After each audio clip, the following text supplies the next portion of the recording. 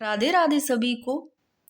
तो दोस्तों, आज अपने साइकोलॉजी में मनोसामाजिक विकास का सिद्धांत करेंगे। अपना टॉपिक चल रहा था जो बाल विकास, उसमें मनोसामाजिक विकास का सिद्धांत काफ़ी इम्पोर्टेंट है, तो ये अपने करेंगे। और इसके अलावा इसी क्लास में अपने बालक में जो संवेगात्मक विकास है उसको भी करेंगे। जो संवेग है, जो इमोशनल है, उनके प्रकार कितने, ये सारे इसी क्लास में अपने करेंगे।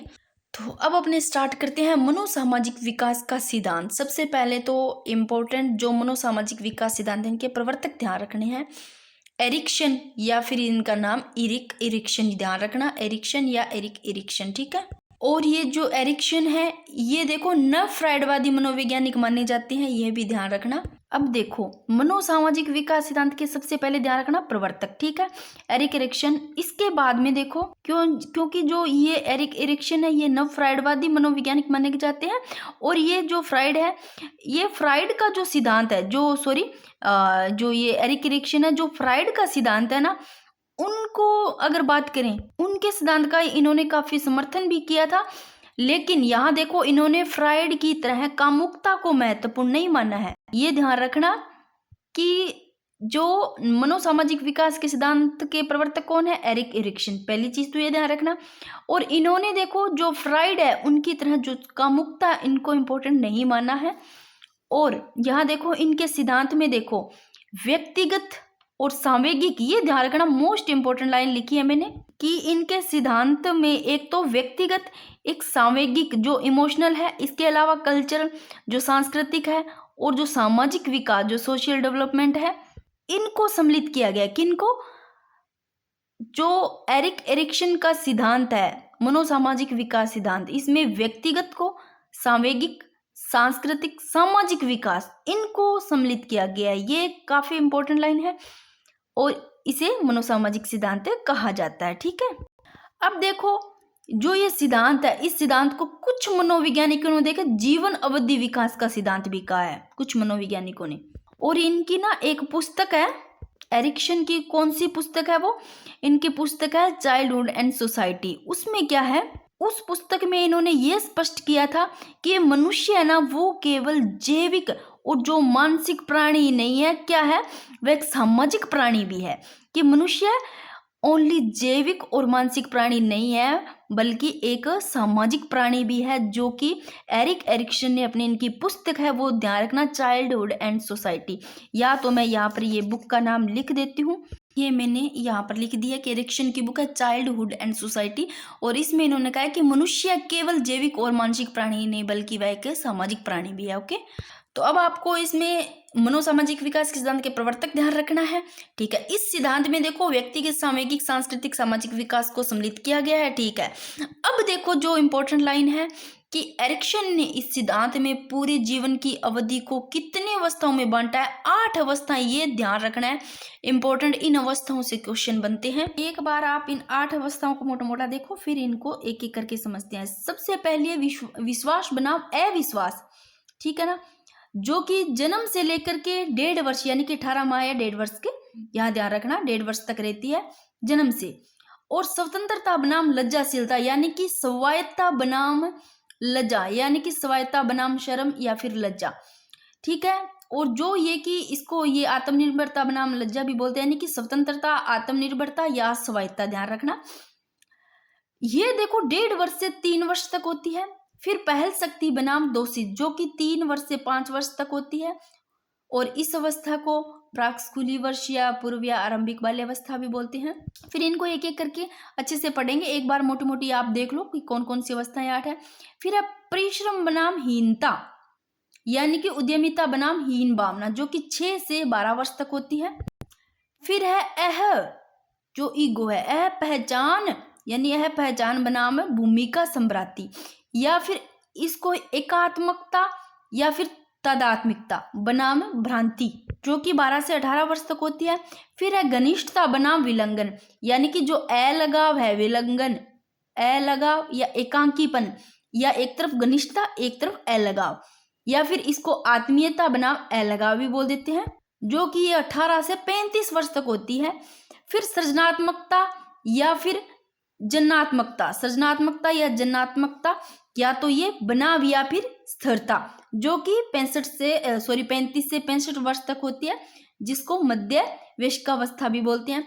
फिर लास्ट की जो होती है बुढ़ापे की जो अवस्था होती है, जो कि ये देखो 65 वर्ष के बाद, यानी कि 65 वर्ष के बाद से स्टार्ट होकर के मृत्यु तक ये होती है, जो कि असंपूर्णता बनाम निराशा, या तो एक तरफ असंपूर्णता या फिर निराशा, यानी कि संपूर्णता या फिर एक तरफ हताशा, यानी कि संपूर्णता बनाम हताशा। अब इनको देखते हैं। देखो सबसे पहली जो अवस्थाएं है ये एरिक्सन की अवस्थाएं हैं, जो कि 8 बताई है।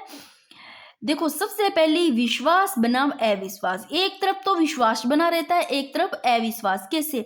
ये होती है शेषवावस्था, ठीक है ना, यानी कि जन्म से या 18 या 1.5 वर्ष, ध्यान रखना 18 महीने या 1.5 वर्ष, यानी कि ट्रस्ट vs मिसट्रस्ट। अब देखो इसमें क्या होता है, विश्वास कब बनता है? अब ऐसे देखो, बच्चे हैं वो अपने माता पिता को देखकर कोई भी, जैसे कि उचित स्नेह प्रेम ये सब अगर माता पिता अच्छे से कर रहा है तो उनको मिलता है। तो उनमें क्या है, अगर अब जो बच्चे हैं उनको माता पिता से अगर स्नेह है, यानी कि जो प्रेम अच्छा अगर मिल रहा है, तो उनमें वही ट्रस्ट यानी कि विश्वास का भाव विकसित हो जाएगा। एक तरफ तो विश्वास का विकसित, दूसरी तरफ अविश्वास कैसे होगा? यानी कि जब माता पिता अपने बच्चों को, कुछ ऐसे बच्चे होते हैं भी, कुछ माता पिता ऐसे होते हैं कि बच्चों को रोते बिलखते चिल्लाते इस प्रकार ही छोड़ देते हैं, जैसे बच्चे रो रहे हैं जैसे कंडीशन में है।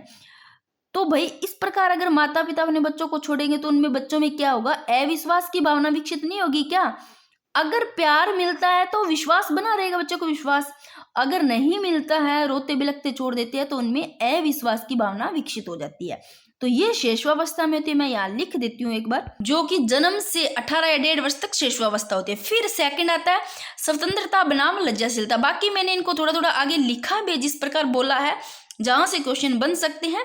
चलो अपने उधर ही एक बार चलते हैं। ये लो मनोसामाजिक विकास सिद्धांत, जिसमें एरिक्सन ने 8 अवस्थाएं बताई है। ये 8 मैंने इस प्रकार लिखी है। यहाँ आप समझो कि सबसे पहली विश्वास बनाम अविश्वास, जो मैंने बता दी कि शेषवावस्था की अवस्था 18 माह से 1.5 वर्ष तक।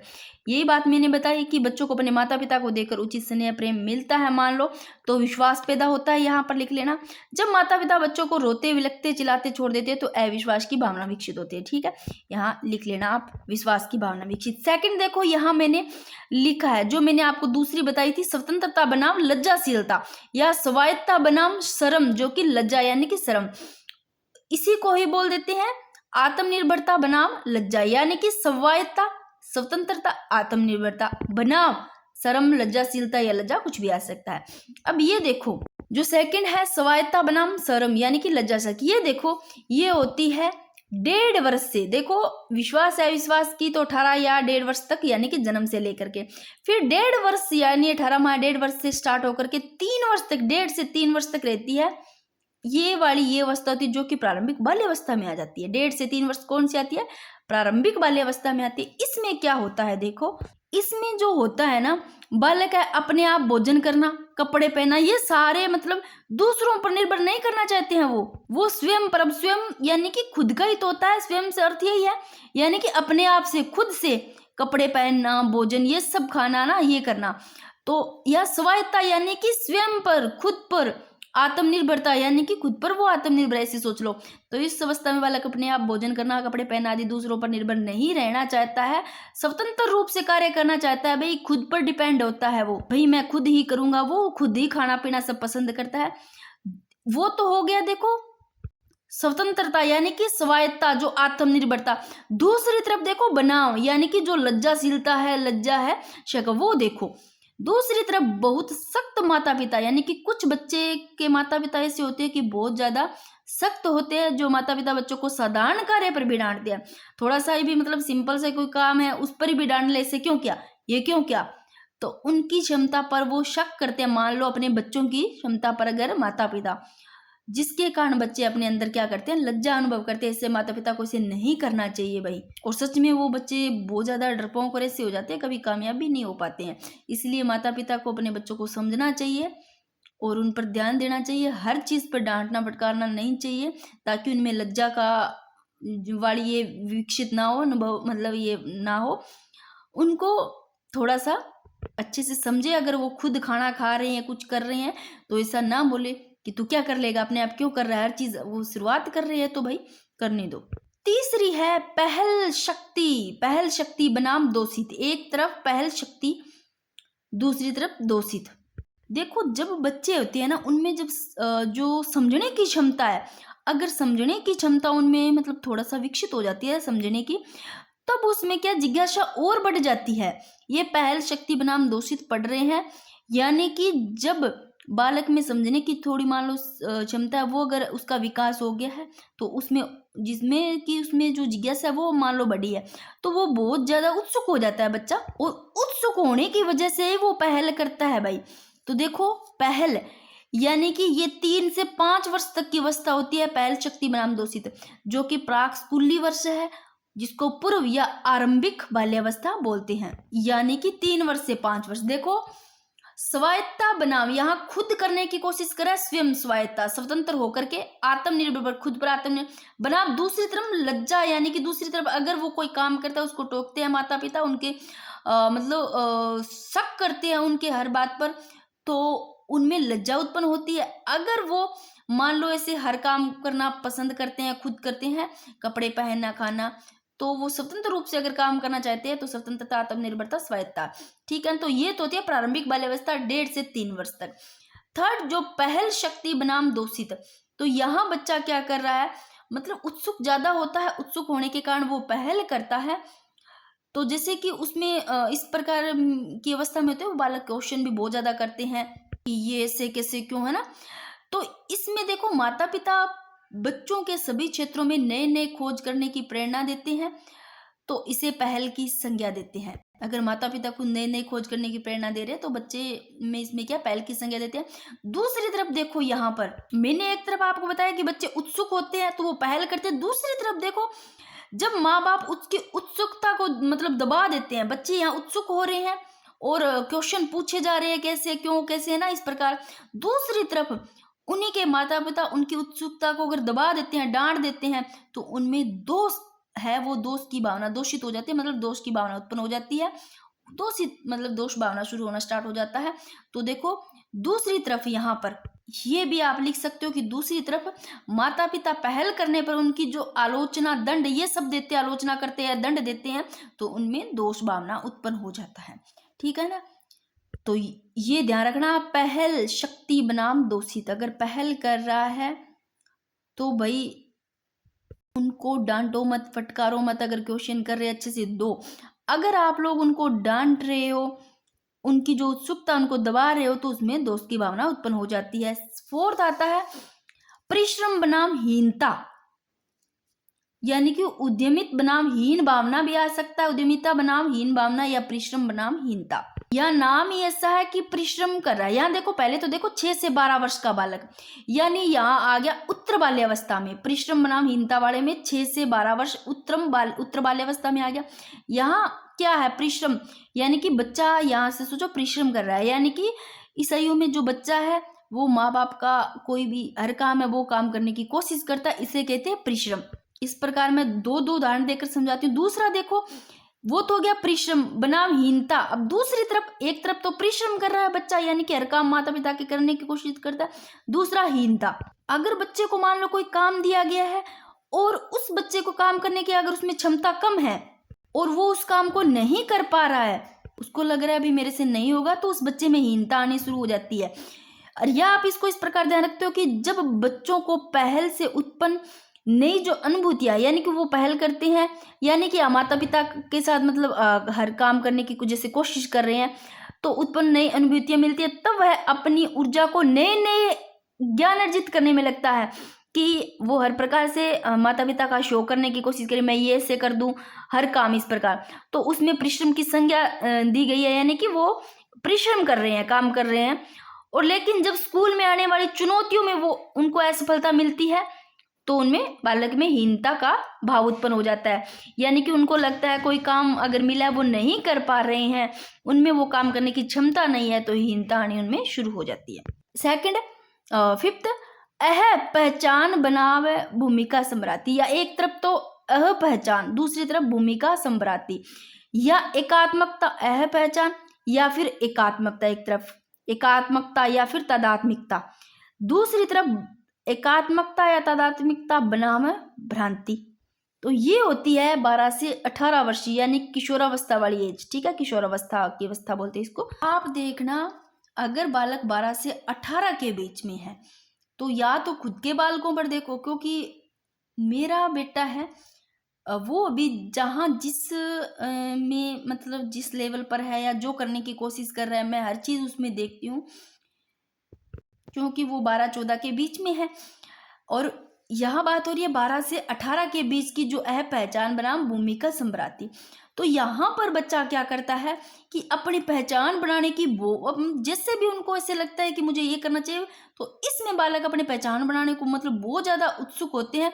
तो उनमें उत्सुकता होती है पहचान बनाने की इस अवस्था में, जो कि 12 से 18 वर्ष में है। तो यह पहचान बनाम भूमिका संभ्रांति, एक तरफ तो इस प्रकार की पहचान बनाने की उसमें बहुत ज़्यादा उत्सुकता होती है। जैसे मैं मेरे बेटे पर ही उदाहरण लेकर बताती हूँ कि अभी जैसे कि वो वुशु बॉक्सिंग में है, यानी कि जैसे वो खेलता है तो उसके मन में ना अभी भी वो मेरे को बहुत बार बोलता है कि मम्मा मेरे को ये आगे तक जाना है, इंटरनेशनल तक जाना है, मेरे को आगे मतलब बहुत कुछ सोचता है, मम्मा मैं पैसा लाऊंगा, ये करूंगा वो करूंगा, अगर मम्मा मैं इंटरनेशनल तक चला गया तो मेरे को जॉब मिले। मतलब वो बच्चा अभी तक इस बारे में सोचने लग गया और पूरी कोशिश करता है हर टाइम हर वक्त कि मैं यहाँ तक जाऊं, और बहुत कुछ मतलब इस एज में वो सोचने लग गया। बच्चा सोचता भी है, यानी कि 12 से 18 वर्ष तक तो बालक ये सोचता है कि मुझे जॉब के लिए क्या करना चाहिए, वो पूरी कोशिश करता है एक तरफ। तो अगर मान लो दूसरी तरफ संभ्रांति, यह पहचान बनावे भूमिका संभ्रांति, यानी कि एकात्मकता या तादात्म्यता, जो कि बच्चा पहचान बनाने के लिए बहुत ज्यादा उत्सुकता है। दूसरी तरफ बनाम भ्रांति, तो दूसरी तरफ वही बच्चा ऐसे समझो कि उद्देश्यपूर्ण काम नहीं करता है, जो उसका उद्देश्य था अगर वो काम उसका पूर्ण नहीं होता, काम नहीं कर पाता है, तो भाई उस बच्चे के पास बहुत सारे रास्ते खुल जाते हैं। कैसे रास्ते? अब ऐसे मत समझना, अगर वो जो बच्चा जिस बारे में सोच रहा है अगर वो नहीं कर पाता है, तो एक तरफ ऐसे रास्ते खुल जाते हैं कि वो अनैतिक कामों में भी चला जाएगा। यानी कि अगर उसने सोचा कि मुझे इंटरनेशनल तक जाना है, मुझे जॉब मिल जाए, मैं ये करूं, ये बनना चाहता हूं, अगर वो नहीं बन पाता तो दूसरी तरफ अनैतिक कामों में भी चला जाता है, चोरी करना, डकैती, ये सब। तो ये होती है जो किशोरावस्था की अवस्था होती है, 12 से 18 अवस्था। एक तरफ लाइफ बन गई तो ठीक, दूसरी तरफ वो अनैतिक कार्यों में भी चला जाता है। तो यह पहचान बनाम भूमिका संभ्रांति, ये है किशोरावस्था 12 से 18 अवस्था। आगे वाली है घनिष्ठता बनाम विलंघन, यानी कि जो अलगाव है, जो एकांकीपन है। एक तरफ तो घनिष्ठता का है, एक तरफ एकांकीपन अलगाव वाला है, जिसको आत्मीयता बनाम अलगाव भी बोलते हैं। घनिष्ठता यानी कि आत्मीयता, दूसरी तरफ अलगाव जो कि एकाकीपन विलंघन। अब इसको समझते हैं, ये होता है 18 से 35 वर्ष की आयु तक, जिसको आरंभिक वयस्क अवस्था या युवा अवस्था की अवस्था बोलते हैं। देखो आत्मीयता में क्या होता है, जो घनिष्ठता में इसमें होता है कि एक आदमी है वो दूसरों के साथ क्या है कि घनिष्ठ संबंध बना लेता है उसके साथ, यानी कि आत्मीयता का अर्थ ही, यानी कि आत्मीयता में तो आदमी दूसरे के साथ यानी कि घनिष्ठता यानी कि घनिष्ठ संबंध बना लेता है। अगर घनिष्ठ संबंध बनने के कारण यानी कि घनिष्ठ संबंध बन गया है उसके साथ, तो घनिष्ठ संबंध होने की वजह से वह दूसरों के साथ मिलजुल कर रहता है भाई, और जिसे क्या कहते हैं, घनिष्ठता यानी कि आत्मीयता कहते हैं। अब दूसरी तरफ इसका उल्टा हो जाता है, एकाकीपन, अलगाव। अब एक तरफ तो घनिष्ठता की वजह से मिलजुल कर रह रहा है, दूसरी तरफ एकांकीपन, अकेला, जो अलगाव की स्थिति में, यानी कि दूसरों के साथ मान लो वो घनिष्ठता विकसित नहीं कर सकता है, तो वो सामाजिक रूप से अलग हो जाता है बिल्कुल, है ना। तो इस अवस्था में ये घनिष्ठता बनाम अलगाव का जो संघर्ष होता है वो यही होता है कि एक तरफ तो क्या है घनिष्ठता, यानी कि जो कि इसको आत्मीयता भी कह सकते हैं, घनिष्ठता, दूसरों के साथ मिलजुल कर रहना, घनिष्ठ संबंध बनाना, तो दूसरों के लिए वो अपने आप को समर्पित भी कर देता है। और दूसरी तरफ अलगाव हो जाता है अगर वो घनिष्ठ संबंध नहीं बना पाता है। सातवां है सृजनात्मक, जो कि जन्नात्मक, सृजनात्मक या जन्नात्मक बनाम दूसरी तरफ होगा शिथिलता। एक तरफ तो जन्नात्मक यानी कि सृजनात्मकता, दूसरी तरफ स्थिरता। तो देखो 8 अवस्थाएं हैं सामाजिक विकास का जो सिद्धांत है एरिक्सन का, इन्होंने 8 अवस्थाएं बताई है। तो सारी आप देखना, मैंने समझाने की कोशिश की है। और 7वीं है सृजनात्मकता, जन्मात्मकता बनाम स्थिरता। इसमें क्या होता है, जो ये देखो कहाँ तक है, 35 से 65 वर्ष तक है। 35 से 65 वर्ष तक सृजनात्मकता, जन्मात्मकता बनाम एक तरफ स्थिरता होता है। यानी कि जो जन्मात्मकता है इसमें क्या होता है, हम ना दूसरे लोगों के बारे में ज्यादा सोचते हैं, दूसरों का भला करने की ज्यादा सोचते हैं। सृजनात्मकता, जन्मात्मकता में हम दूसरों का भला करने की सोचते हैं, दूसरों के बारे में ज्यादा सोचते हैं, और इसको मध्य वयस्कावस्था भी बोलते हैं। तो ये जो अवस्था है इसमें व्यक्ति के अगली पीढ़ी के लोग हैं उनके कल्याण, उस समाज के लिए जन्मात्मकता में जो उत्पादकता है वो मतलब इसमें सम्मिलित रहता है। यानी कि जब व्यक्ति को अगर मान लो इस जन्मात्मकता की चिंता नहीं है, अगर जन्मात्मकता की जो चिंता है वो उत्पन्न नहीं होती है, तो वो स्थिरता में उत्पन्न हो जाती है। तो जन्मात्मकता बनाम स्थिरता। 8वीं है वो अवस्था है असंपूर्णता बनाम निराशय यानी कि हताशय। असंपूर्णता यानी कि संपूर्णता बनाम हताशा, चाहे असंपूर्णता बनाम निराशय, निराशय हताशा, ठीक है ना। तो ये 65 वर्ष के बाद यानी कि 65 वर्ष के बाद से स्टार्ट होकर मृत्यु तक चलती रहती है। ये बुढ़ापे की अवस्था है भाई। एक तरफ तो हताशा, एक तरफ संपूर्णता है, संपूर्णता। इसमें क्या होता है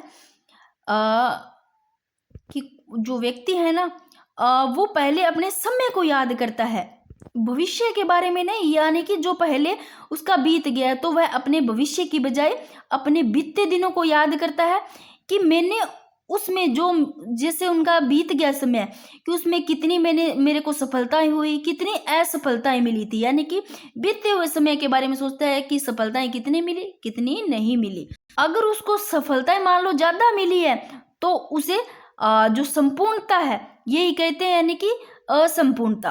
अगर दूसरी तरफ उसको ऐसे लगता है कि मेरे को सफलताएं नहीं मिली, असफलताएं मिली, तो वो निराश हो जाता है। यानी कि अपने आने वाले समय के बारे में न सोचकर बीते हुए समय के बारे में ज्यादा सोचता है, भविष्य की न सोच करके।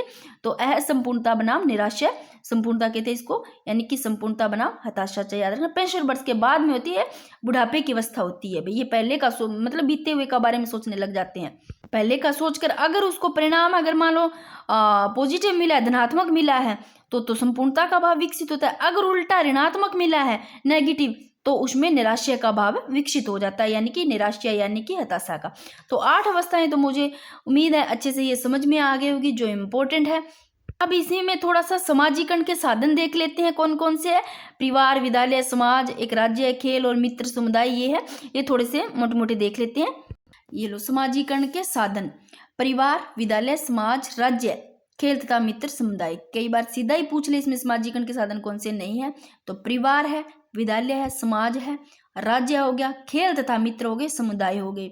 यानी कि परिवार, इसे सामाजिक गुणों का पालक भी कहा जाता है परिवार को, ठीक है ना। सामाजिक गुणों का पालक इसी को ही कहा जाता है, क्योंकि समाजीकरण में बहुत ज्यादा इसका मतलब ये सबसे ज्यादा रोल निभाता है जो परिवार है, तो इम्पोर्टेंट भूमिका ये निभाता है। फिर है विद्यालय। जो विद्यालय है ये देखो भी समाजीकरण का सक्रिय एवं औपचारिक साधन है।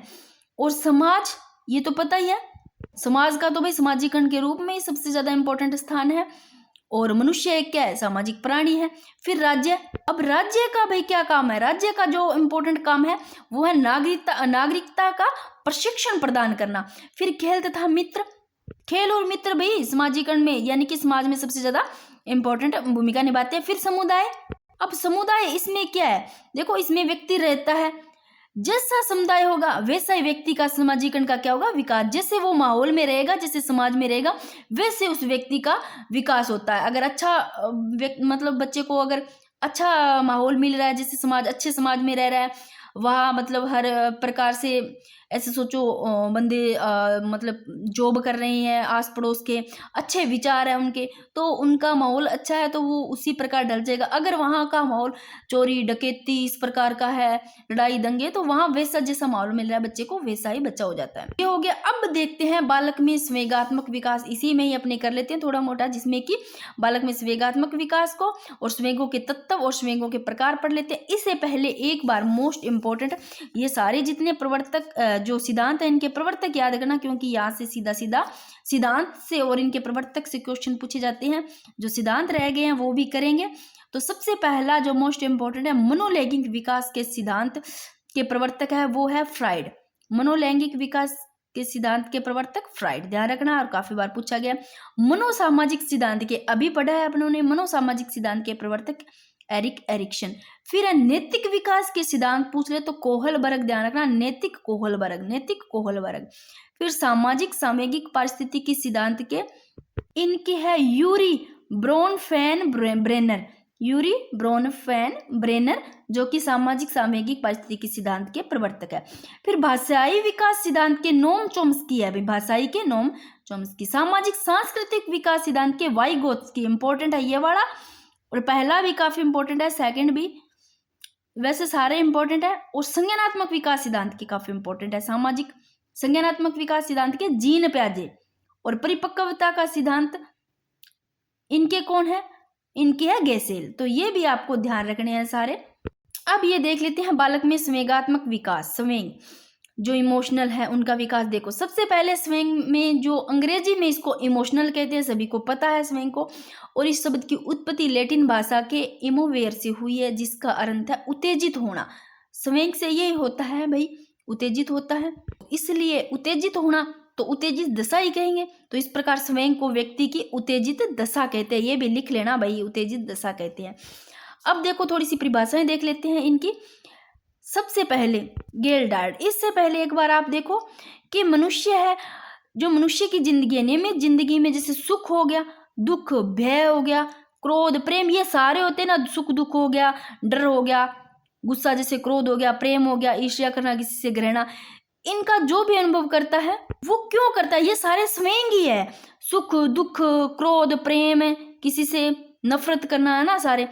तो इनका जिससे भी अनुभव करता है वो ध्यान रखना, वो क्यों करता है ऐसा व्यवहार। अगर गुस्सा आ गया किसी को, कोई किसी से प्रेम कर रहा है, तो उनमें उत्तेजनावश वो करता है, उसमें उत्तेजना, उत्तेजित होता है। इसी कारण इसका अर्थ यही है, क्योंकि संवेग है, इसको इंग्लिश में इमोशनल कहते हैं, सभी को पता है। और इस शब्द की उत्पत्ति लैटिन भाषा के इमोवेर से हुई, जिसका अर्थ ही देखो उत्तेजित होना, तो यानी कि उत्तेजित दशा भी कह सकते हैं इसको, तो वो उत्तेजनावश ही करता है।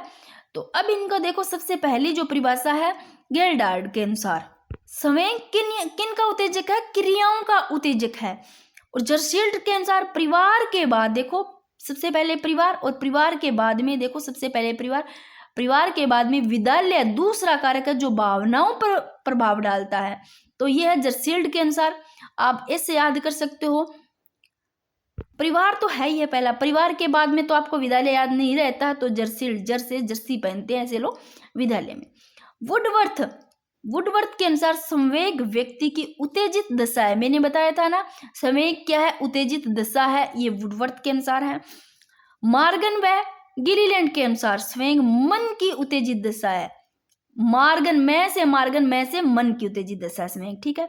फिर गेट्स व अन्य के अनुसार संवेग का आशय देखो, क्रोध, आनंद, भय, प्रेम और व्यक्ति की अन्य उत्तेजित अवस्थाओं की घटनाओं से है। जितने भी, जैसे नफरत हो गया, प्यार हो गया, और क्रोध, सुख दुख भय, ये सारे, ठीक है ना, गेट्स व अन्य, इनके अनुसार। अब देखते हैं संवेगों के प्रकार। दो प्रकार के होते हैं संवेग के।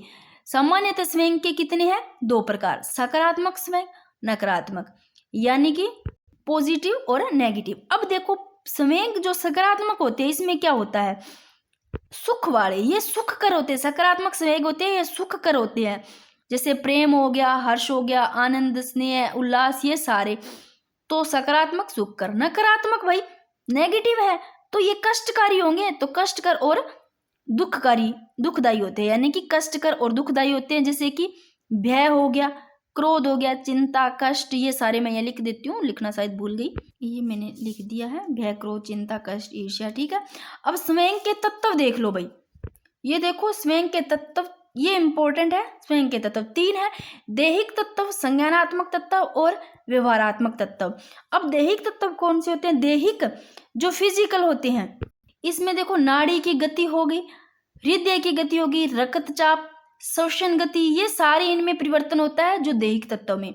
फिर है संज्ञानात्मक तत्व, देखो मान लो आप ऐसे लो, कोई उद्दीपक है या मान लो कोई भी कंडीशन, कोई भी स्थिति है, जब अपने कोई उद्दीपक या कोई स्थिति की मान लो व्याख्या करते हैं ना, उसकी व्याख्या करते हैं और उसको समझते कैसे है, ये सारे जो स्वयं होते हैं ना, इसी अनुभूति पर निर्भर करते हैं।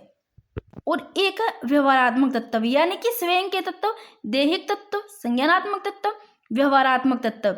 व्यवहारात्मक तत्व में क्या होता है, इसमें हमारे जो बाहरी व्यवहार है, जो बाहर का व्यवहार है, जैसे शारीरिक मुद्रा हो गई, आवाज का कम तेज होना, हमारे जैसे हाव भाव है, ये सारे इसमें व्यवहारात्मक तत्व में आ जाता है, जो व्यवहार में होते हैं। ठीक है, नेक्स्ट वीडियो में बालक का जैसे नैतिक विकास हो गया, भाषा विकास हो गया, सारे करेंगे, और सिद्धांत बच्चे वो सारे करेंगे। ये थोड़ा टॉपिक थोड़ा सा बड़ा है, पर मैं थोड़ी छोटी छोटी क्लासें दे रही हूँ, इसलिए थोड़ा सा टाइम लगता है, बाकी ये हो जाएगा जल्दी कंप्लीट। तो बस मैं ये सोचती हूँ कुछ बचे ना, तो ये नहीं कि फॉर्मेलिटीज कर दूं कि इतना सा करवा दिया, जैसे कि आप लोगों को ज़्यादातर यूट्यूब पे मिल जाता थोड़ा बहुत, पूरा कंप्लीट ये टॉपिक नहीं मिलता। इसलिए मैं यही चाहती हूँ कि कुछ छूटे ना, एक बार पूरा क्लियर कर लो, ढंग से पढ़ लो, ताकि कोई दिक्कत ना हो।